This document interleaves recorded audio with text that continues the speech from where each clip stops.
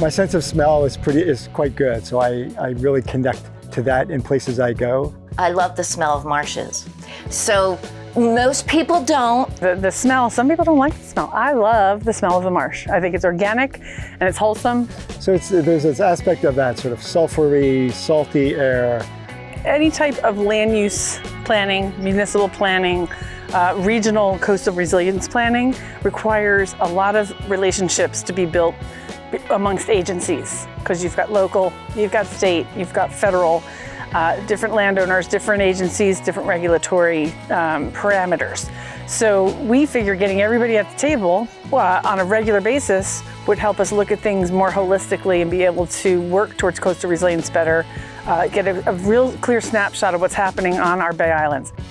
We came together with this goal of protecting Bay Islands, but we didn't have much information to pull together and determine which Bay Islands had higher priority over others. We raised our hand to help create this online tool called the Bay Islands Restoration Planner. The BIRP, right? I remember being on a call with Virginia and Kim and everybody and saying, what should we call this database? And we came up with BIRP because it's funny. As a group, we started looking at, okay, how do we look at these islands? What's the data available? What data are we interested in? This is all essentially mostly existing data.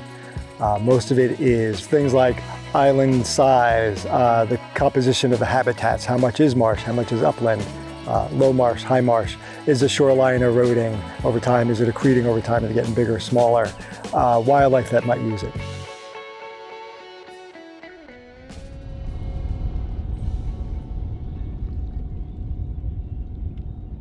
We wanted to find this data because we wanted to get a sense of the condition of islands and to help discuss as a group where we might work to affect change. Does anything need protection and restoration?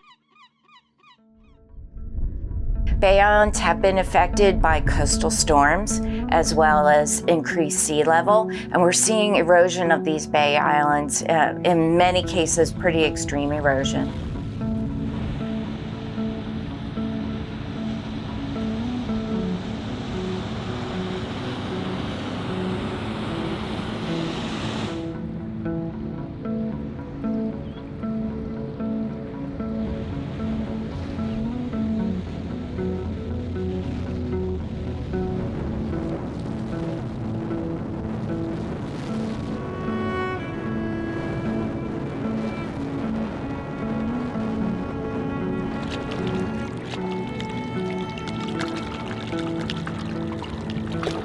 When you start removing any pieces of that out of a system, the balance is off, and then that causes problems.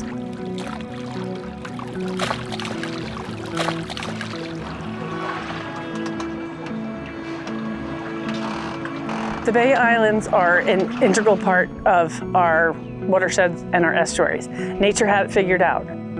The bay is not just water, that we have these beautiful green wetlands out there. We want people to fall in love with them, just like they fell in love with the dunes on the ocean front. It's the bookends for the whole life that we like to live along the coast. So pull one string out of your sleeve, there goes the whole sweater.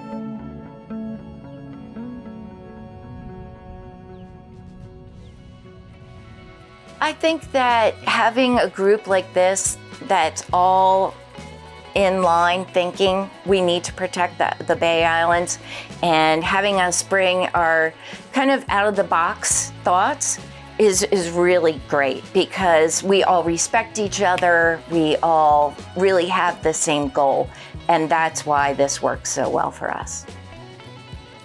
Relationship building is what all of this is about. Do I think we're going to be able to save every Bay Island? No. Do I think we'll be able to save some? Yeah. Do I think we're going to raise the elevation of knowledge? 100%. But what we're doing all along is building relationships, coming out, kayaking together, learning together, and understanding why the regulatory people see things some way, why the conservation people see things one way, why the municipal people. And we're all just people trying to do all this good stuff. And it just comes down to relationship building. And that's what, coastal resilience is. It's human resilience.